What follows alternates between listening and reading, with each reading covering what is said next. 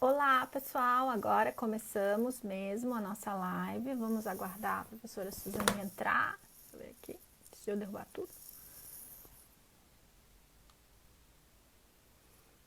Olá, pessoal! Sejam bem-vindos. Agora estamos começando oficialmente a nossa live.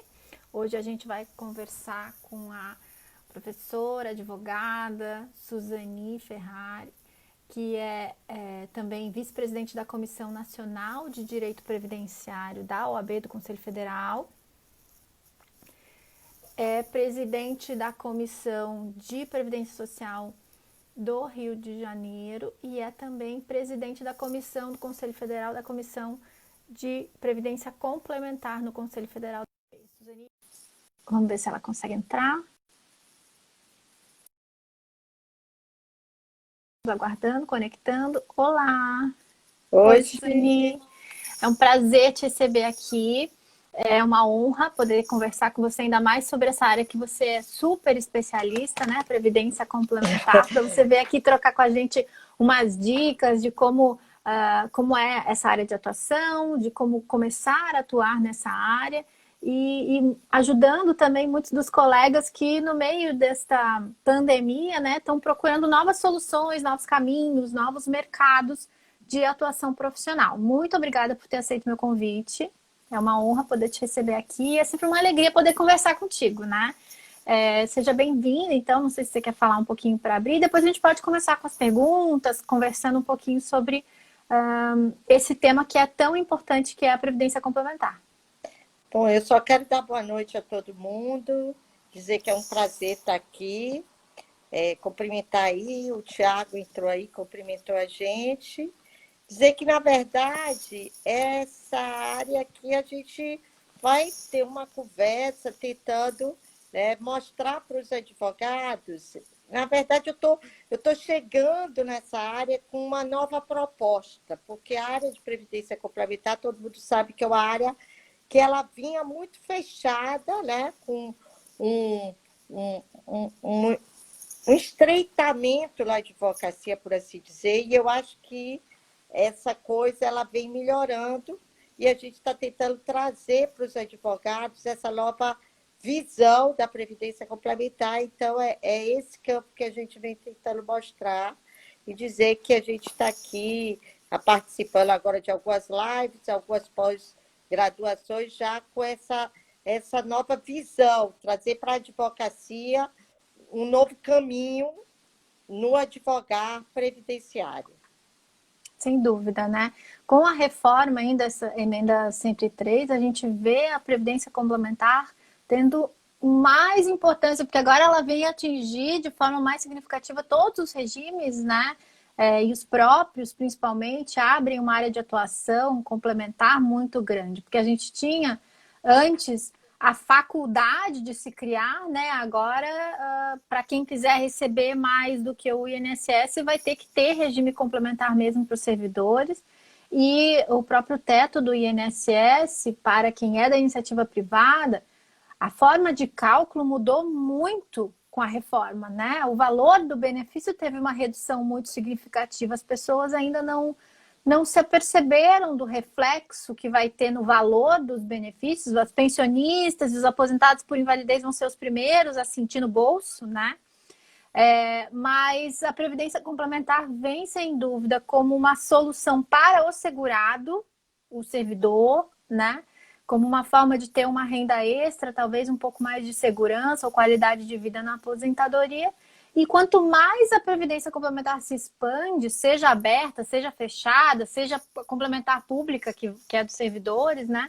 Mais a advocacia vai ter demanda, porque daqui para frente o pessoal não tem mais só um regime, só o INSS ou só o regime público. Eles vão ter quase que como regra, né? As próximas gerações vão ter que pensar em previdência complementar. E nisso entra tanto o planejamento previdenciário que a advocacia pode auxiliar, quanto muitas vezes a judicialização, que a gente sabe que principalmente as previdências complementares abertas tem muitos contratos leoninos, né? Uns contratos complicados, onde você acha que está contratando duas coisas, no final você está contratando uma só, né? Dependendo de como fica, você economiza durante anos e no final o banco acaba ficando com uma parte bem maior do que você, né? Então tem muita coisa ali que eu acho que vai ter discussão daqui para frente. Eu já vou passar para a pergunta, mas antes eu quero cumprimentar todo mundo, Leandro, Tiago, Rafael, Daniele, todo mundo que está aqui com a gente, né? Vai passando rápido, não consigo cumprimentar todos, mas sejam todos bem-vindos. É um prazer poder estar aqui com vocês. E a primeira pergunta que a gente tinha conversado, né, Suzane, é a gente falar assim, nos reflexos da reforma ali, como é que você acha que vai evoluir daqui para frente a atuação na advocacia voltada para a previdência complementar? Assim, qual é a tua ideia do que vai acontecer nesses próximos anos, assim, mais próximo, até uns 5 anos? Que rapidinho, a Daniele, tem o Josivaldo, que é da OAB-Prev, que foi presidente de uma subseção grande aqui no Rio de Janeiro, é da OAB-Prev junto comigo aqui no Rio de Janeiro, o Tiago, o Leandro, todo mundo que está aí. Eu boto óculos para conseguir enxergar. Se eu não botar óculos, eu não enxergo, mesmo assim, às vezes eu não enxergo direito. Então, assim, na verdade, essa questão da reforma é muito interessante, porque agora eu digo que a gente teve duas vertentes. A gente teve a reforma e teve a pandemia, né?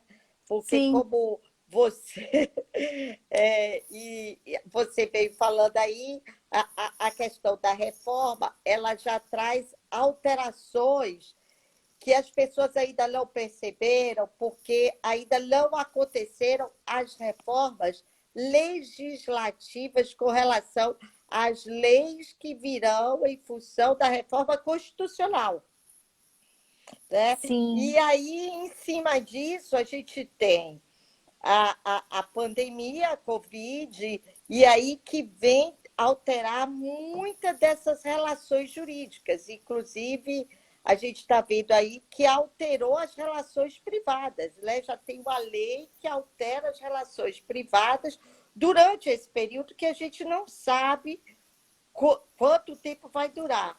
Além da Previdência Pública, que tem várias alterações, a Previdência Complementar também, né, vem divulgando várias normas de alterações em função tanto da reforma da Previdência quanto desse momento, né, porque a gente está tendo um reflexo social e econômico, né, que está envolvendo as relações jurídicas e que vai ter um reflexo nessa advocacia. Então, assim, no contexto geral, há uma mudança muito grande, né? E essas alterações, elas tanto têm reflexo agora, durante esse período, e aí a gente tem um pós-reforma, e aí a gente tem um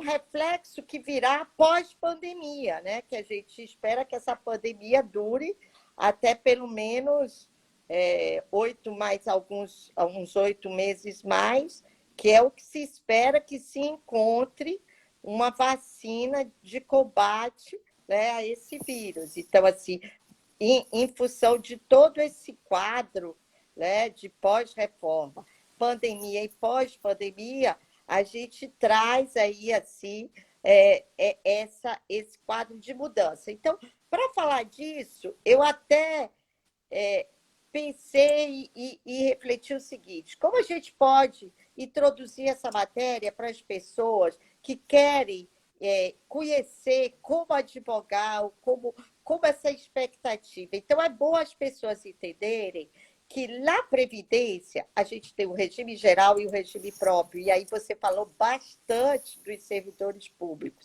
Então, a Previdência complementar, ela complementa não só os benefícios dos trabalhadores da iniciativa privada, como os benefícios dos trabalhadores, ou seja, dos servidores públicos, dos trabalhadores dos agentes públicos, por assim dizer. Então, a gente tem aí hoje, né, com a reforma da Previdência, o que a gente tem que mudou e que abre esse mercado? A gente tem No regime geral, a gente tem todas essas alterações, né, que reduzem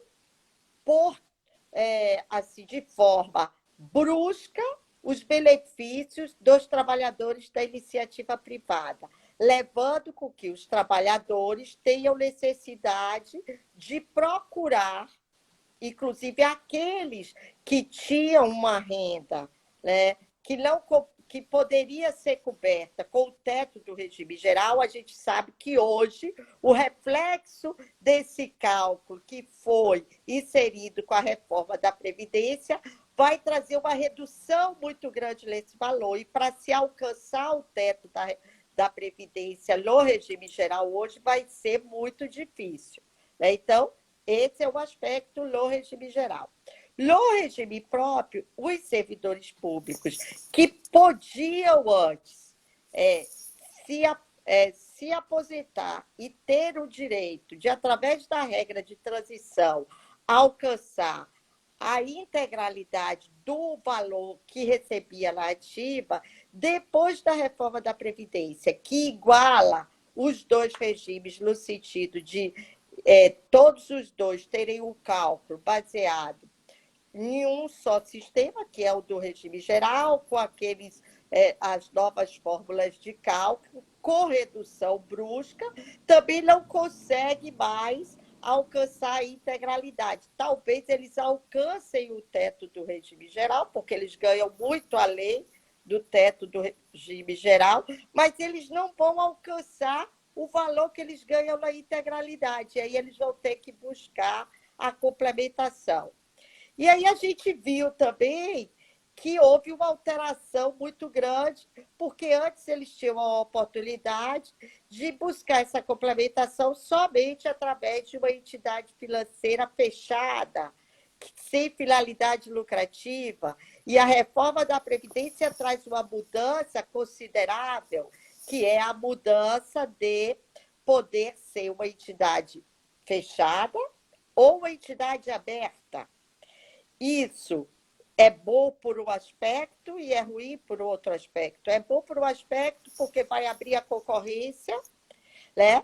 Para a advocacia, vai levar, né, uma abertura de mercado de trabalho, porque aí a advocacia vai poder trabalhar tanto, não só em busca do trabalho com os fundos, mas também contra as entidades financeiras abertas e buscando entender. E aí você falou uma coisa muito importante, que é a questão do planejamento previdenciário.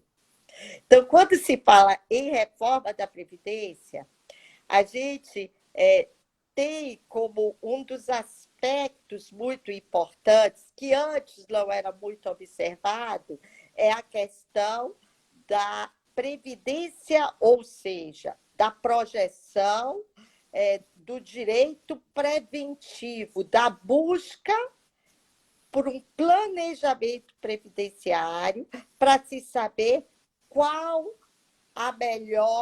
o melhor caminho para que você tenha uma melhor aposentadoria e que você consiga uma contribuição melhor, menor taxas, né, de investimentos, melhor lucratividade, né?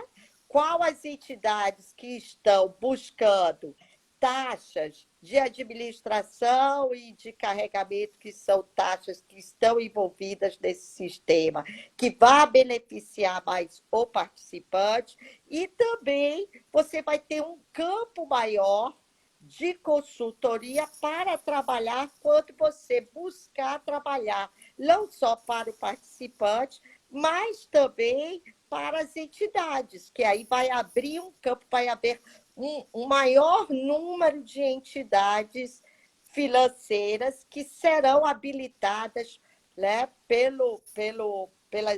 pelas agências reguladoras e fiscalizadoras para atuar nesse mercado. Então, assim, o campo de atuação vai ser muito maior, né? Então, a reforma da Previdência, e aí respondendo essa primeira pergunta o que a reforma traz de bom é uma abertura muito maior, tanto para o segurado, né? Tanto o segurado vinculado ao regime geral, tanto para o segurado vinculado ao regime próprio, da iniciativa privada e da iniciativa pública, como para a advocacia, no sentido que haverá uma abertura muito maior de mercado, tanto na área das entidades fechadas, como nas áreas das entidades abertas. E é importante falar que na área da entidade fechada, aí, e as pessoas vão precisar ter esse conhecimento,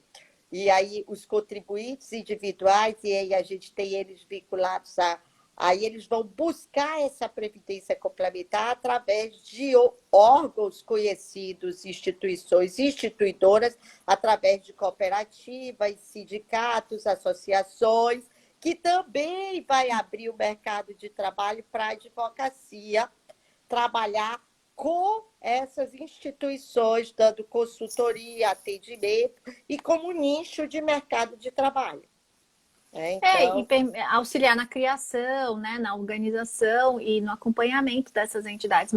E sem dúvida, sim, a gente sabe que quando a reforma começou, o projeto, né, a PEC 06 de 2019, o projeto de emenda constitucional, ela vinha com um viés de previdência complementar muito mais forte, né? Alguma coisa foi ficando pelo caminho, mas outras coisas passaram e até passaram meio desapercebidas, mas continuam até hoje, por exemplo, que muita gente não se atentou até porque ainda não foi efetivamente implementada, mas a questão de que seguradoras podem agora oferecer a questão de benefícios de risco, né? Ainda não se colocou exatamente como que isso vai ser feito, não tem lei, e daí você lembrou muito bem. A gente está trabalhando agora com um regime de previdência que na Constituição remete para uma lei, muita coisa foi desconstitucionalizado, né? E a lei não existe. Então, a emenda diz assim, até que lei complementar ou até que lei venha regrar, a regra é essa. E a gente vai ter um período em que, até por causa da pandemia, como você bem lembrou, as reformas e as leis sequenciais que se pretendia fazer ficaram em stand-by. Agora a gente está trabalhando ainda com medidas de solução para a pandemia, né, e de atenção e atendimento à população. Por exemplo, teve a criação de um auxílio emergencial que nem existia, nem se falava na época da reforma. Mas tudo isso vai ter uma sequência de mudanças, acredito, nesses próximos anos mesmo, em que a gente vai sentir tanto essas novas leis que vão vir e passarão a ser aplicadas, e a gente pode ter alterações de cálculo, pode ter alterações de valores, como talvez essas sementinhas que foram plantadas pela reforma, da obrigação, por exemplo, de que os regimes que queiram pagar acima do teto do INSS, os regimes próprios tenham que fazer a complementar, tem um prazo para fazer complementar, né? Assim como a questão dos seguros e das seguradoras e do mercado econômico financeiro também participando mais da previdência. Isso, sem dúvida, vai exigir da advocacia criatividade, estudo. A gente vai ter que se especializar, a gente vai ter que se dedicar, a gente vai ter que estudar esses mercados novos, né, Tem uma Suzane? coisa muito importante que você falou aí, porque que essa coisa se perdeu no caminho, que se falava mais de complementar. Essa semana eu estou participando de uma série, um seminário pela OISS. A OISS é uma organização internacional de seguridade social, a qual eu fiz uma especialização bem interessante. Como ela é na Espanha, ela é ibero-americana, então ela envolve os países da América Central e América Latina e 2 países europeus, que é a Espanha e Portugal. Alguns países, envolve a França também. Mas, assim, uma das coisas que fez com que essa coisa da previdência complementar se perdesse, na minha opinião, é uma coisa que ficou muito forte na nossa Constituição, que é o princípio da universalidade, que, por exemplo, não existe no direito americano. Então, assim, uma das coisas que não deixou com que a Previdência complementar tomasse por total foi que ainda é como um fundamento né, básico do nosso sistema de seguridade, o princípio da universalidade. E esse princípio fez com que essa parcela da Previdência Pública não fosse retirada e eles não pudessem, então, capitalizar tudo, a né? Previdência 100% como eles queriam fazer. Então, essa base do direito fundamental da universalidade fez com que a gente ainda conseguisse manter a Previdência Pública e a Previdência Complementar ela veio. E eu acho que aí vai se construir, aí cabe a nós, juristas, né, em conjunto, nessas brigas, que aí eu acho que vai ser uma briga, entre aspas, mas uma construção jurídica através dos conflitos que vão surgir, e eu acho que os advogados têm que estar preparados para isso, é justamente da gente construir, através dos conflitos que vão surgir, essa questão da Previdência Complementar no Brasil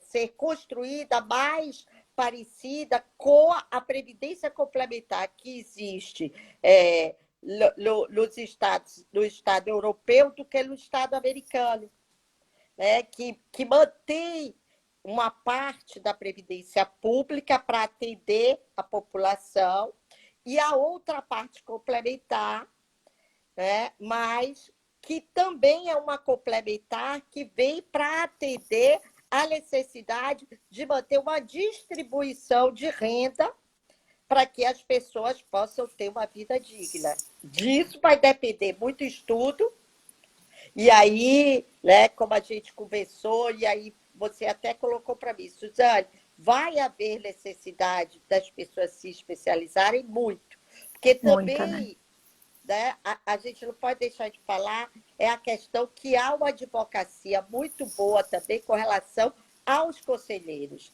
Então, porque tanto os fundos de pensão como as instituidoras, elas têm uma estrutura organizacional legal, é uma estrutura organizacional legal, que consta na lei, que há necessidade de que sejam compostas por conselheiros, que fazem parte da gestão e governança dessas instituições. E esses conselheiros, que são conselhos decisórios dentro dessas organizações, que vão gerir os planos de benefícios, que vão vincular o benefício do participante, que é o segurado, à entidade financeira que vai gerir as reservas, os recursos, através de um plano de benefício, que é um contrato. Então, olha a necessidade que os advogados vão ter de ter esse conhecimento jurídico, né? E esses conselheiros, por assim dizer, eles têm responsabilidades que, por muitas vezes, eles fazem e se dedicam muito, mas, por muitas vezes, eles são responsabilizados em função de normas dos órgãos reguladores e fiscalizadores que desvirtuam, às vezes, da lei, e esses conselheiros precisam de uma atuação advocatícia também específica, que De vem defesa, né? crescendo. Inclusive defesa administrativa dentro dos órgãos fiscalizadores. Exatamente, defesa administrativa, inclusive existe um órgão que julga esses processos administrativos, né? Então, é um outro nicho de advocacia vinculada à previdência complementar. Olha quanto ramificação a previdência complementar ela veio tomando, e a tendência é aumentar, porque se você abre o mercado, previdência aberta e fechada, você hoje vão surgir muitos institutos financeiros que vão criar planos de benefícios, tanto para trabalhadores da iniciativa privada, como para trabalhadores da iniciativa pública. Essas instituições vão ter, sendo elas fechadas ou abertas, principalmente as fechadas, elas vão ter que para serem instituídas, que aí também você colocou muito bem, elas vão precisar de assessoria de advogados, eu já, inclusive, dou essa assessoria, principalmente vinculado a órgãos públicos e a cooperativas, associações de sindicatos, por categoria profissional, porque é vinculados a trabalhadores que não têm vínculo empregatício, que hoje é o que mais surge no nosso país, são trabalhadores sem vínculos empregatícios, porque não tem a figura do participante, do empregador. E aí também é um nicho, né? É a consultoria. E aí você tem também essa questão da defesa administrativa dos conselheiros, que está vinculada à responsabilidade civil.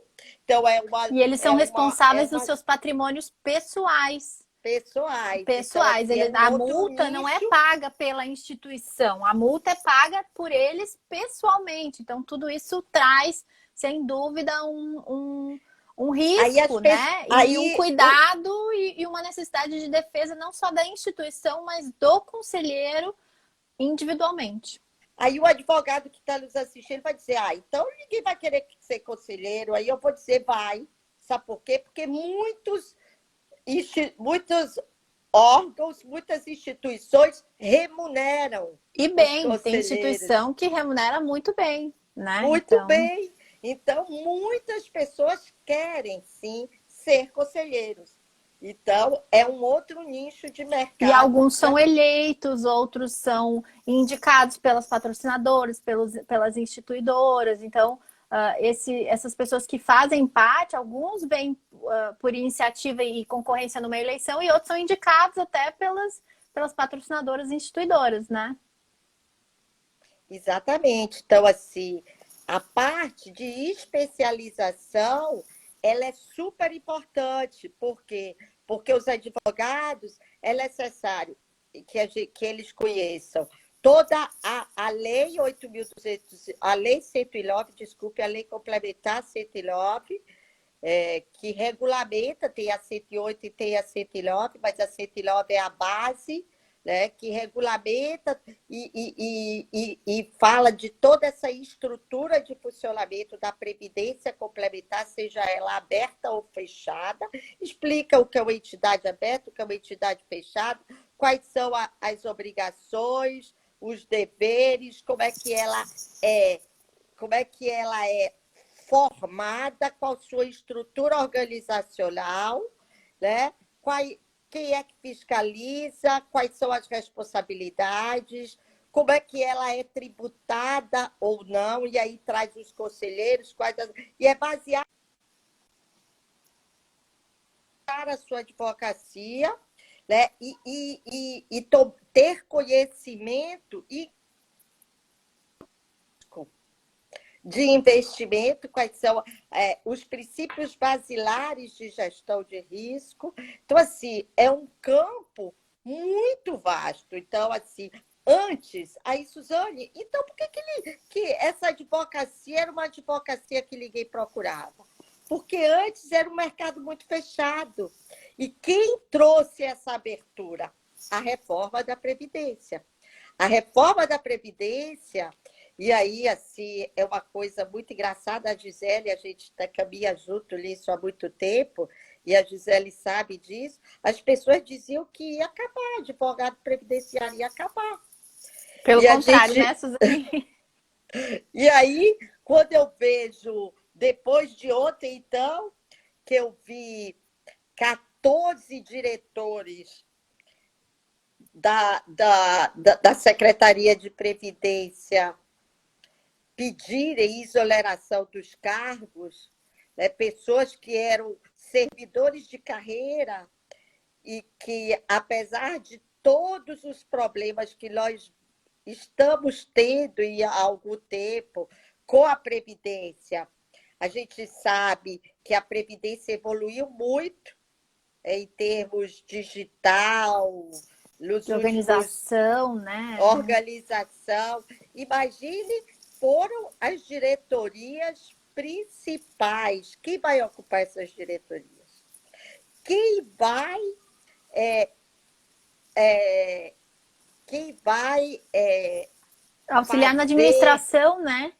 a administração e a regulamentação administrativa através de eles e portarias das novas normas da Previdência. Elas vão estar dentro das normas legais, das leis. E aí eu penso que o leque dos conflitos vão aumentar. Não, e se a gente for pensar que a gente está aplicando benefício, concedendo benefício no regime geral, por exemplo, sem alteração legal, sem alteração do decreto, com base numa portaria, né, que nem instrução normativa tem ainda, né? Então, assim, tudo isso, a meu ver, vai ter bastante judicialização. E uma coisa até que eu estava falando antes, e só para destacar, que eu recebi uma pergunta aqui, o artigo que eu falei, aquela sementinha que eu falei a respeito dos benefícios não programados, está no parágrafo 10 do artigo 201 da Constituição Federal, que já está no texto, então, constitucional, que diz o seguinte: lei complementar poderá disciplinar a cobertura de benefícios não programados, inclusive os decorrentes de acidente de trabalho, a ser atendida concorrentemente pelo regime geral de previdência e pelo setor privado. Então, aqui ele diz que benefícios vão poder ser concedidos, e aqui a gente não está falando só da previdência complementar. Não. Aqui, quando ele usa a palavra concorrente, eu entendo que é uma coisa ou outra, porque a previdência complementar do 202 da Constituição, ela remete a uma coisa que vem além, que ela complementa, né? Ela se soma. Mas aqui está no 201 e ele fala em concorrência, né? Então, vai atender de forma concorrente. Então, a gente vai ver nos próximos anos um aumento da iniciativa privada como seguradora ou como concessora de benefícios previdenciários. E aqui, de forma concorrente, na questão de benefício não programável. O que é não programável, né? Pensão, auxílio-doença, auxílio-acidente, aposentadoria por invalidez. São benefícios que a pessoa... que não são os voluntários, né? Aposentadoria por idade, tempo de contribuição, especial, são benefícios voluntários. Agora, o resto tudo acaba sendo não programado. Eu né? sempre falo que até 1967, outro dia eu fiz uma live no Insta, numa plataforma trabalhista, e aí a pessoa me perguntou assim: e o que você me fala do seguro? Aí eu perguntei para ele assim: seguro, você está falando de acidente de trabalho? Por quê? Porque há muito tempo atrás, o acidente de trabalho ele não era pago diretamente por um órgão da administração pública. Ele era pago por uma seguradora. Então, existiam diversas seguradoras, tanto que o nome da contribuição do empregador era SAT, Seguro Acidente do Trabalho. Né? E ele pagava porque ele contribuía para a seguradora. Ele escolhia uma seguradora, contribuía para a seguradora e a seguradora assumia o acidente de trabalho. Então, assim, muita gente ainda continuou com essa nomenclatura seguro acidente de trabalho. Então, assim, é um benefício, tudo bem que a gente sabe que benefício que é contributivo tem a natureza e a característica de seguro, mas assim, há muito tempo que ninguém utiliza essa terminologia de uma forma, de um advogado previdenciário, ele dificilmente utiliza essa terminologia. Então, foi muito interessante. E a gente vê aí, o que a Gisele faz é isso, é previdência, é pensão. Isso. E o que a gente vai ver, a meu ver, assim, nesses próximos anos, digamos assim que essas legislações passarem a ser regulamentadas, que essas normas venham realmente a existir na legislação infraconstitucional, porque a semente já está plantada, né? A gente tem, por exemplo, algo parecido, digamos assim, no seguro de acidente automobilístico, né? no DPVAT. A gente tem as seguradoras atendendo a um pagamento de seguro pela contribuição ali, gera um seguro e a seguradora administra aquele benefício. Então, a gente vai ter algo, se a semente realmente florescer, né, e vier a gerar uma normativa que regulamente isso, de forma concorrente, talvez as pessoas escolham se elas vão querer pagar para o Estado, no sentido governo, ou se elas vão querer pagar para uma seguradora, e vai ter talvez até concorrência das seguradoras de quanto que vai ser cobrado, né? O setor privado vai entrar cada vez mais na Previdência, através, aqui já está já existe a possibilidade na questão dos benefícios não programáveis. Então, talvez o Estado fique apenas com pensão e aposentadorias, né? E o resto acabe indo num caminho mais privado, algo mais parecido com os Estados Unidos, né? O governo federal ele já se manifestou no sentido que para 2021 ele não pretende mais pagar os benefícios relacionados a afastamento do trabalho, porque no serviço público as pessoas se afastam, eles não chamam, porque lá eles se afastam, mas eles continuam recebendo o salário normal e etc. Licença saúde, né? Um benefício fica saúde. Ele já está mudando a nomenclatura no serviço público, pelo menos no serviço público federal, e ele já disse que para 2021 ele não pretende mais pagar esse benefício. Por quê? Porque o que ele pretende é desvincular todo o pagamento de quem se afasta para a saúde, e você vê que tem gente que se afasta para a saúde 2 meses, 3 meses, 6 meses. Tem servidor que fica até os 2 anos, né? Ali fica o tempo até os todo. 2 anos.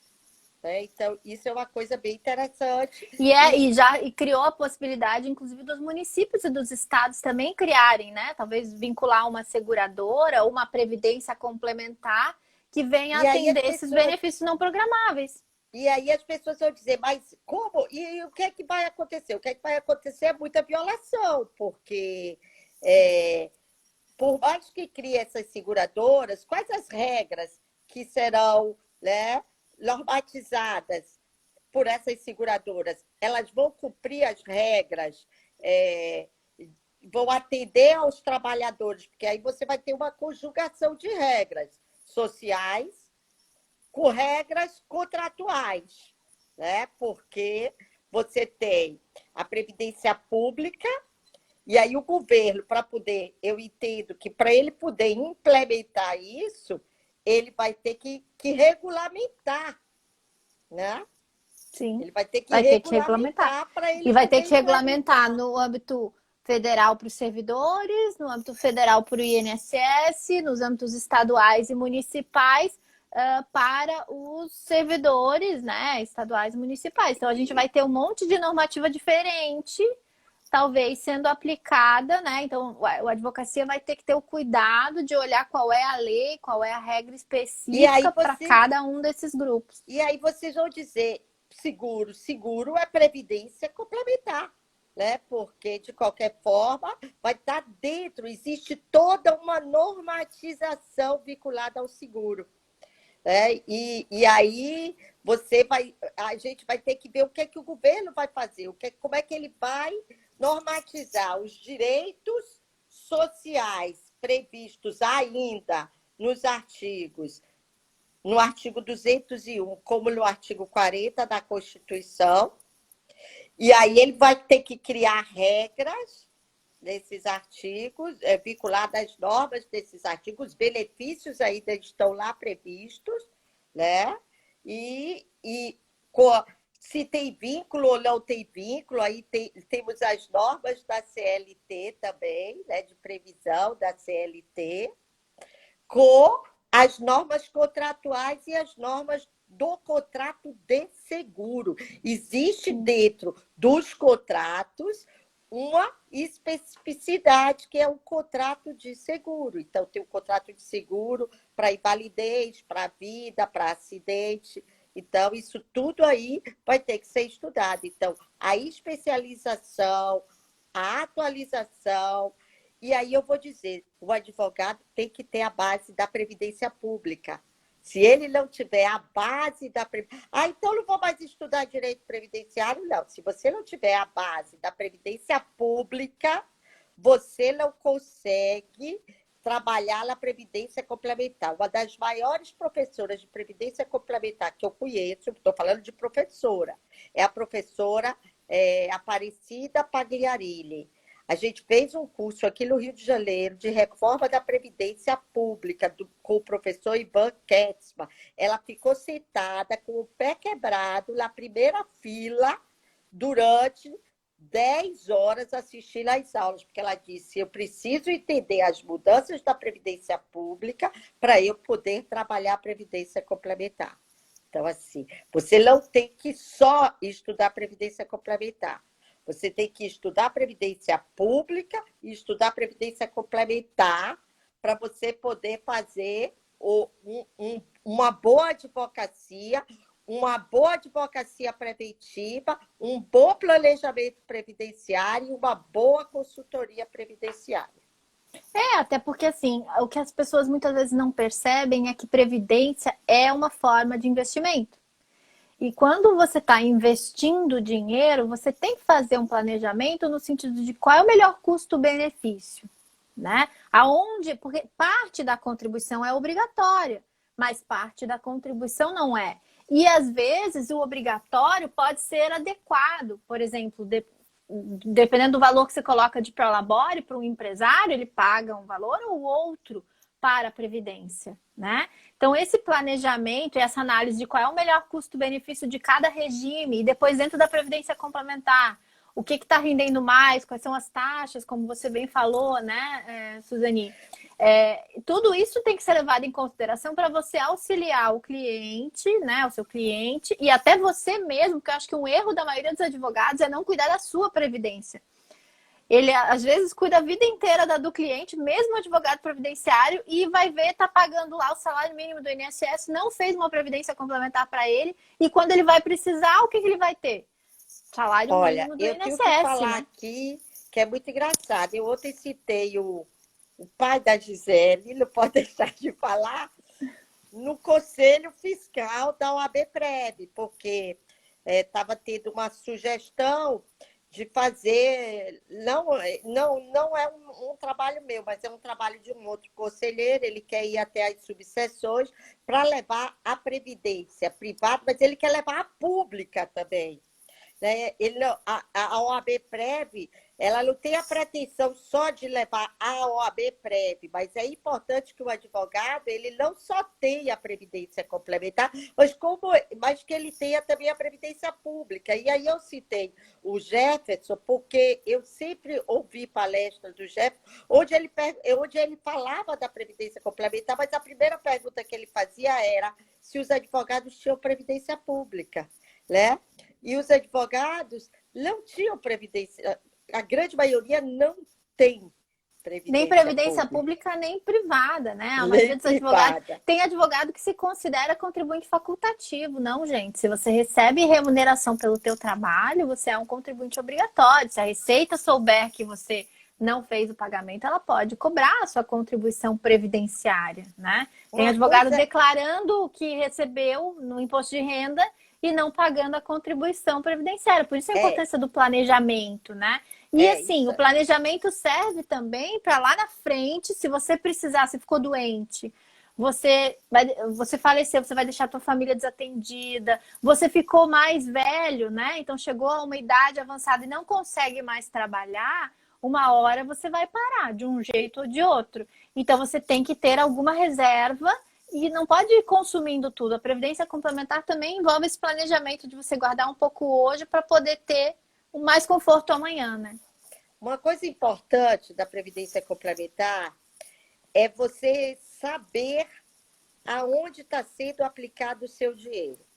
Porque a previdência complementar existe uma liberdade de diversidade de investimentos financeiros onde aquela pessoa, a gestora, pode aplicar o dinheiro do aposentado. Uma grande vantagem da previdência privada em relação à previdência pública é que você pode pedir ao gestor para saber onde está sendo aplicado o seu dinheiro, que tipo de investimento, é renda fixa, está sendo aplicada na Bolsa de Valores, está sendo... E a legislação, ela é muito clara, ela diz qual o percentual que o gestor pode aplicar numa renda fixa, qual o percentual que ele pode aplicar no título público, qual o percentual que ele pode aplicar num investimento de risco, que é um investimento de bolsa de valores.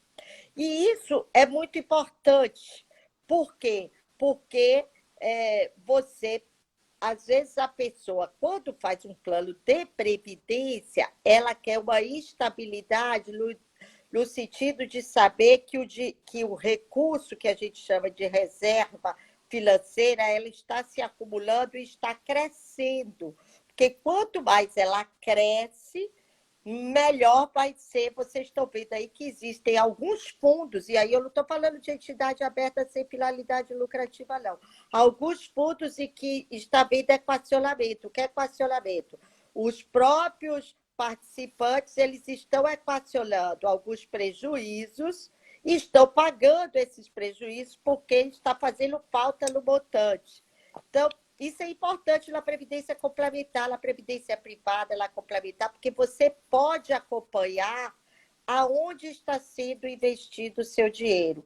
E um advogado que tem um conhecimento, por mais superficial que seja, até porque ele não é economista, ele não é atuário, é um advogado, o curso de especialização vai dar a ele uma visão desses indicadores.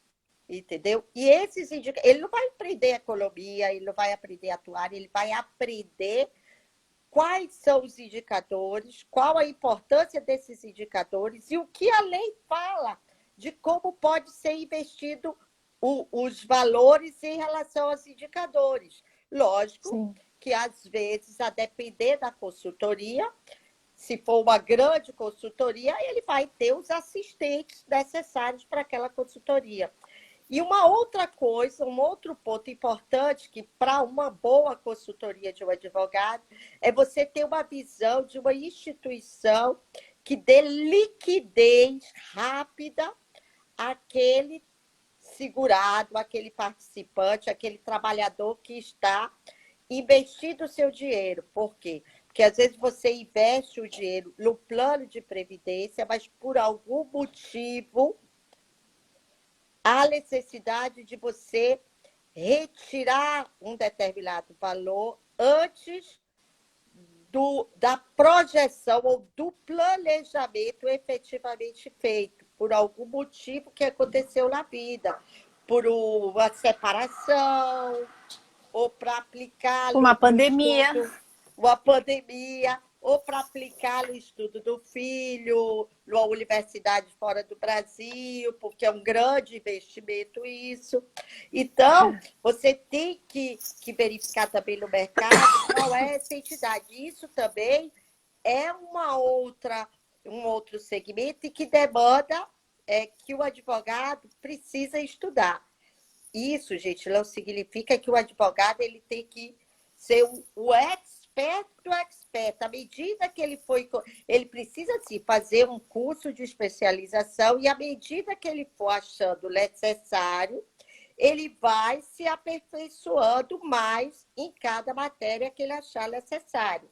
Então, assim, às vezes a pessoa diz, não, então eu vou ter que estudar muito investimento. Não, quem estuda muito investimento é quem faz direito financeiro, é economista. A gente vai estudar, fazer um curso de previdência complementar.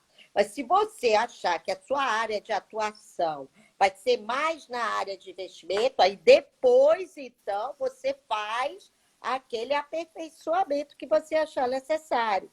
É importante dizer isso, porque as pessoas acham que previdência complementar só vai estudar investimento, só vai estudar atuária, não. Você tem que ter uma visão geral de tudo e depois, a depender da área de atuação que o mercado te der a necessidade, então você vai se aperfeiçoando mais naquela área.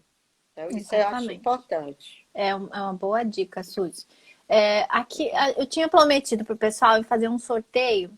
Acho que a gente podia fazer. Como é que a gente tem feito sorteio nas outras lives? Eu faço uma pergunta e quem acertar a resposta ganha então o curso. O curso de hoje, que está sendo sorteado, é da professora Bruna Correia Ortiz. É um curso, recurso administrativo previdenciário ponto a ponto. A doutora Bruna é conselheira do CRPS e o curso está cheio de dicas para quem quer atuar na via administrativa, que também é um nicho bem legal, né, Suzy? Que a gente pode... Isso que eu disse, tanto tem o processo administrativo. Olha, tem processo administrativo na área da Previdência Pública, na área da Previdência Complementar também, gente, tem processo administrativo, não só para depender conselheiro, não, mas Sim. Tem processo administrativo que existe. Fiscalização dos fundos, fiscalização das seguradoras. Cheio de regra, um monte de coisa que eles têm que entregar, datas específicas. Quem administra fundo é cheio é um calendário cheio de obrigações. Da mesma forma que existe toda aquela área tributária e de obrigações acessórias, que muitas obrigações acessórias das empresas são previdenciárias, lá, previdência privada também é cheia de obrigações acessórias e que, se não cumpridas, gera também fiscalização. Multa alta, verdade. Então, tem uma advocacia também nessa área, né? Também tem uma consultoria só jurídica. Sim. E aí a gente tem uma advocacia também, e aí eu estou falando, até porque foi o objetivo, na questão do regime próprio de atuação, tanto no regime próprio, que o regime próprio, tudo bem que é um regime próprio, é o órgão, mas ele não é fundo, porque a complementar do regime próprio é a complementar do regime próprio, mas você pode atuar especificamente lá complementar do regime próprio, e aí há a necessidade de você conhecer a legislação do regime Sim. próprio. Suzy, você quer fazer uma pergunta para o pessoal responder ou quer que eu faça? Uma pergunta pode ser facinha, é só de recurso administrativo. Ou pode ser, por exemplo, o nome do órgão, alguma coisa assim, para o pessoal. Quem responder primeiro ganha o curso ali de recurso administrativo previdenciário ponto a ponto da professora Bruna Correia Ortiz, que está disponível para compra no site do Notório Saber. Pode fazer do recurso, assim, propriamente, o nome do recurso? Pode fazer. Uhum. Então, vamos lá. Quem sabe qual o nome do recurso administrativo? Tem um nomezinho do recurso administrativo que a gente entra para a primeira instância, ela junta, e aí, se você se você não tem a sua decisão favorável, então você, ou o INSS, pode entrar para a segunda instância, que é junto ao CRPS, né, em Brasília, e esse recurso também tem um nomezinho. Igual a gente fala no judiciário. No judiciário não é recurso de apelação, depois é recurso especial. Ou na TLU, você tem um recurso nominal e depois o pedido de uniformização. A Paula respondeu ordinário. Ordinário para a primeira instância e para a segunda... Quem sabe da segunda? São os dois recursos, é o primeiro e o segundo nome juntos. O primeiro e o segundo nome. Junta é ordinário. E CRPS, segunda instância, quem sabe? Da Câmara. Se a Câmara teve uma que já respondeu certo o segundo. Então. Não é extraordinário. Aí, tá. Isso. A Paula respondeu. Então é ordinário e segunda é especial. A Paula respondeu os dois juntos. Tem um aí que respondeu. Tem um aí que respondeu primeiro. Não, foram duas. A Paula também. Então, a Paula e a Janine ganharam o curso para ser justa aqui. Que a Paula respondeu separado. Tá certo. Então, a Paula e a Janine ganharam ela respondeu junto. É isso aí. É recurso ordinário para junta e recurso especial para a segunda instância. A gente fala CRPS, mas, na verdade, o CRPS é o órgão de recursos, né? Da primeira instância, eles dominaram assim. Mas, olha, eu atuo também, tá? Então, pessoal, Paula e Janine Marques, podem mandar um e-mail, a hora que terminar aqui a live, mandem um e-mail ali no Instagram do Notório, no direct, com o nome completo e o e-mail que o pessoal do Notório vai encaminhar para vocês uma senha, aliás, um link para vocês entrarem e acessarem o curso. E quem tiver interesse em conhecer mais pela matéria também entra no site do notoriosaber.com.br e conhece um pouco do curso que está sendo lançado da professora Bruna Correia Ortiz. É um curso muito legal. Ela tem tanto o processo administrativo agora como o recurso ponto a ponto para dar muitas dicas para quem está querendo também atuar. Porque hoje eu estava falando ali no escritório da importância de a gente cuidar do recurso administrativo, porque tem matérias que a junta tem entendimento melhor do que as turmas recursais e os juizados especiais federais. Então, tem coisa que a gente vai ter um melhor resultado na junta, dentro do recurso administrativo, do que entrando com a ação judicial. E a gente tem que sempre olhar isso, porque por mais que a junta demore um pouco, dependendo da região, aqui no Sul, nosso juizado e a turma recursal é muito célere. Então, às vezes a gente tem processo que a gente ajuizou e tem sentença com 25 dias. Que daí todo mundo da ciência transita em julgado e já Isso sai é para um emitir sonho pro RPV. É uma coisa TRF2. extraordinária, muito legal. Só que, às vezes, um não rápido não resolve. Então, é melhor um sim demorado. Ficamos com a junta dependendo da matéria. Vamos lá aprender com a Bruna, quem sabe a gente Deixa tenha... eu só dizer para vocês, como a gente está falando de previdência complementar, a previdência complementar e os processos administrativos, eles são regulamentados por uma lei 4661 de 17, quer dizer, essa lei não é uma lei, desculpa, é uma norma administrativa da Previc, né, que ela traz toda o funcionamento dos processos.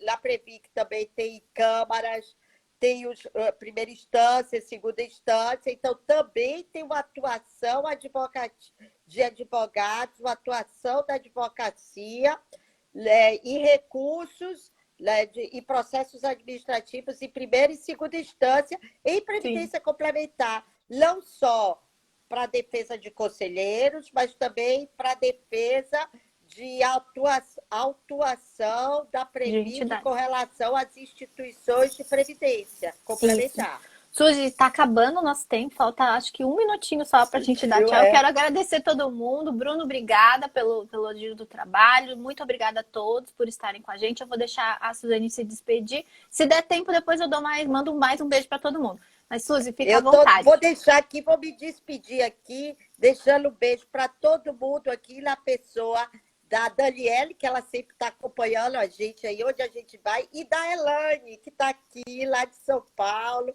uma pessoa muito querida, que sempre está com a gente, acompanhando. Vou deixar um beijo grande para a Gisele aqui, que convidou, teve essa oportunidade para a gente falar para o pessoal do Sul de Previdência Complementar, e dizer que foi muito bacana estar aqui, dizer para a Paula e para o pessoal que a Previdência Social é feita de oportunidades, tanto na área pública como na área privada, e que essa coisa de, vou aprender só investimento, não. A gente vai aprender do início, devagarinho. Vai aprender previdência. Aprender previdência, de um modo geral. Não existe previdência privada sem a base. A professora Gisele aí é uma expert em processo previdenciário. E processo é processo. Processo é processo civil, gente. Não tem para onde correr, né? Um beijo grande.